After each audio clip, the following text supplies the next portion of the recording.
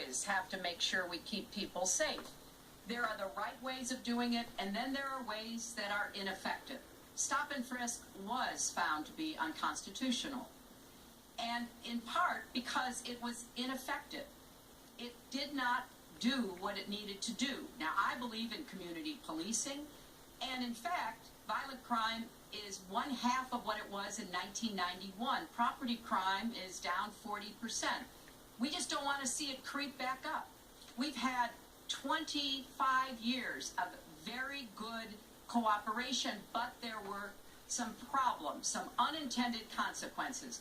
Too many young African American and Latino men ended up in jail for nonviolent offenses, and it's just a fact that if you're a young African American man and you do the same thing as a young white man, you are more likely to be arrested, charged, convicted, and incarcerated. So we've got to address the systemic racism in our criminal justice system. We cannot just say law and order. We have to say we have to come forward with a plan that is going to divert people from the criminal justice system, deal with mandatory minimum sentences, which have put too many people away for too long for doing too little. We need to have more second chance programs. I'm glad that we're ending private prisons in the federal system. I want to see them ended in the state system. You shouldn't have a profit motivation to fill prison cells with young Americans. So there are some positive ways we can work on this. And I believe strongly that common sense gun safety measures would assist us right now. And this is something Donald has supported along with the gun lobby. Right now, we've got too many military-style weapons on the streets. In a lot of places, our police are outgunned.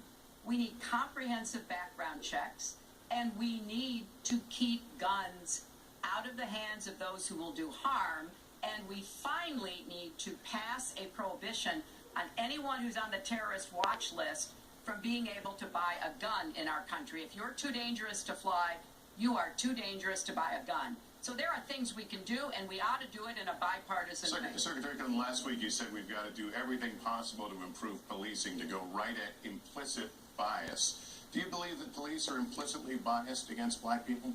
Lester, I think implicit bias is a problem for everyone, not just police. I think, unfortunately, too many of us in our great country jump to conclusions about each other. And therefore, I think we need all of us to be asking hard questions about, why am I feeling this way? But when it comes to policing, since it can have literally fatal consequences, I have said in my first budget we would put money into that budget to help us deal with implicit bias by retraining a lot of our police officers. I've met with a group of very